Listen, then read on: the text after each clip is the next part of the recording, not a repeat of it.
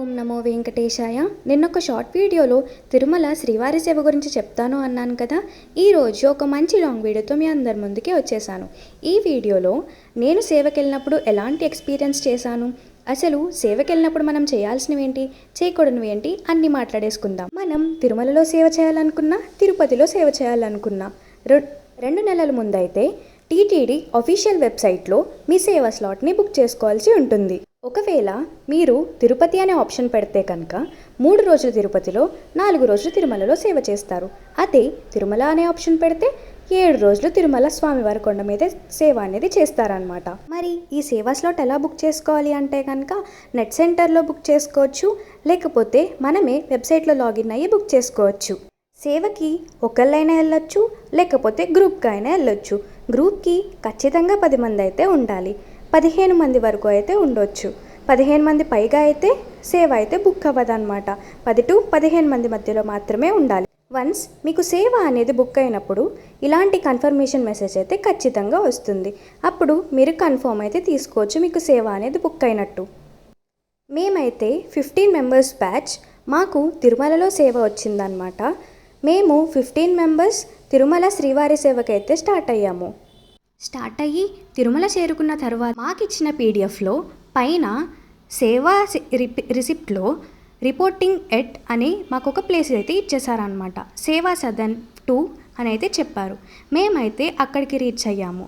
అదే మీరు తిరుపతిలో చేసుకుంటే కనుక రిపోర్టెడ్ అని మీకు ప్లేస్ అయితే చెప్తారనమాట. మేము సేవా సదన్ అయితే రీచ్ అయ్యాము. సేవా సదన్ 2లో ఐడెంటిటీ కార్డ్స్ అవన్నీ ఇస్తారు. అని ఈ సేవా సదన్స్ అమ్మాయిలకి సపరేట్గా, అబ్బాయిలకి సపరేట్గా అయితే ఉంటాయన్నమాట. ఐడెంటిటీ కార్డ్ కోసం మన దగ్గర అయితే ఖచ్చితంగా ఒరిజినల్ ఆధార్ కార్డ్, ఇంకా ఒక ఆధార్ కార్డ్ జెరాక్స్ అయితే ఖచ్చితంగా ఉండాలి. మన సేవా రిసిప్ట్లో మన నేమ్ ఎలా అయితే ఉంటాయో అదే ఫార్మాట్లో ఒక లైన్ వైజ్గా నుంచోవాలన్నమాట. ఆర్డర్ వైజ్గా సీనియర్ సేవక్స్ వచ్చి మనల్ని కన్ఫర్మ్ చేసుకొని రిజిస్ట్రేషన్ ప్రాసెస్ అయితే చేస్తారనమాట. అప్పుడు మనకు ఒక టోకెన్ అయితే ఇస్తారు. ఆ టోకెన్ మీద మనకు ఒక నెంబర్ అయితే ఖచ్చితంగా ఇస్తారనమాట. మన టోకెన్ నెంబర్ మైక్లో వచ్చేంత వరకు వెయిట్ చేయాలి.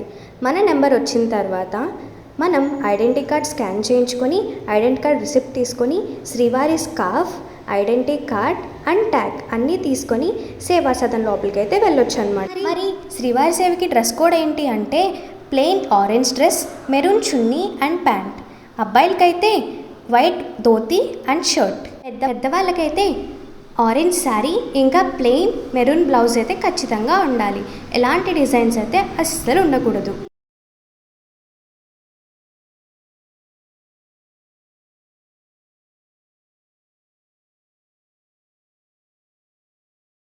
ఇంకొక ముఖ్య విషయం ఏంటి అంటే మనం స్కార్ఫ్, ఐడెంటిటీ కార్డ్ ట్యాగ్ తీసుకుంటాం కదా, ఆ రెండింటి యొక్క ముఖ్య బాధ్యత మనదే అన్నమాట. ఎందుకంటే మన 7 రోజులు సేవ అయిపోయిన తర్వాత మళ్ళీ సేవా సదన్లో అవైతే ఇచ్చేసి రావాలన్నమాట. కాబట్టి వాటి రెండింటి యొక్క బాధ్యత మీదే. 7 రోజులు కూడా మనకు ఒక రకమైన సేవే ఉంటుంది.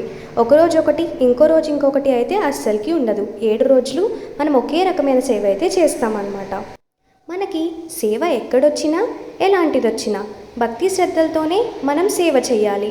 భక్తి శ్రద్ధలనే కాదు, ఒక మంచి చిరునవ్వుతో శ్రీవారి భక్తుల కోసం మనం ఏదైనా చేసేటట్టుగా ఉండాలి.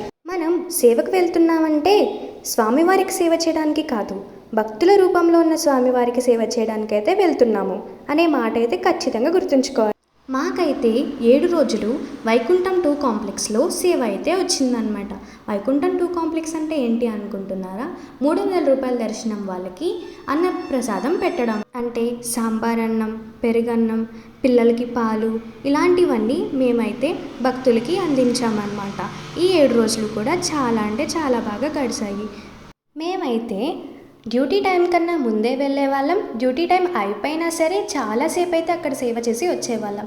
ఎందుకంటే ఆ సేవ చేసినప్పుడు వచ్చిన సంతృప్తి నా జీవితంలో నేను చేసిన ఏ పనికి అయితే రాలేదు. ఇంకా ఎలాంటి సేవలు ఉంటాయి అంటే వెంగమాంబ సత్రం, కోకోనట్ అండ్ కర్పూరం కౌంటర్స్లో, కాజు కటింగ్ కౌంటర్స్లో, ఇంకా జీడిపప్పు కట్ చేయటం, ఇంకా భోజనానికి అవసరమైన కూరగాయలన్నింటినీ కట్ చేయటం, ఫ్రీ దర్శనం వాళ్ళకి అన్నప్రసాదం పెట్టడం, ఇవన్నీ ఉంటాయి. మీకు అలాట్ అయిన సేవా సదన్ కన్నా కొంచెం దూరంలో ఉన్న తిరుపతి దేవస్థానం వాళ్ళు time to time bus service అయితే అవైలబుల్గా ఉంచుతారనమాట.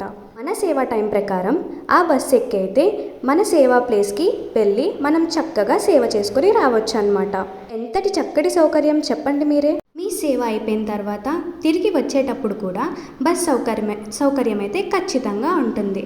మీరు ఆ బస్ ఎక్కి సేవా సదన్ని క్షేమంగా చేరుకోవచ్చు అనమాట. మాకు సేవ లేట్ అయితే సేవా సదన్ క్లోజ్ చేసేస్తారా అంటే ఖచ్చితంగా సేవా సదన్ అయితే క్లోజ్ చేయరు.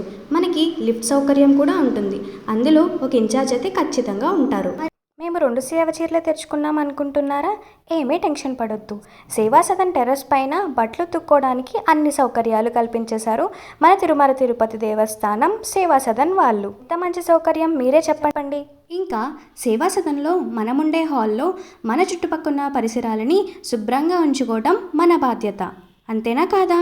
సరే, మరి ఎక్స్ట్రా డ్యూటీ సంగతికి వస్తే ఒక మంచి విషయం అయితే మీకోసం తీసుకొచ్చేసాను. సేవా సదన్ పక్కనే ఉన్న శ్రీవారి పుష్పవనంలో మంచి చక్కటి గులాబీ పువ్వులన్నీ తెంచడానికి పొద్దున్నే 6 గంటలకి మీ సేవా డ్రెస్ ధరించి ఐడెంటిటీ కార్డ్ వేసుకొని వెళ్ళి ఆ గులాబీ పూలని తెంచి బుట్టల్లో పెట్టి అక్కడ ఇన్ఛార్జ్కి అప్పచెప్పిరండి. ఇది ఎంత చక్కటి సేవ మీరే చెప్పండి.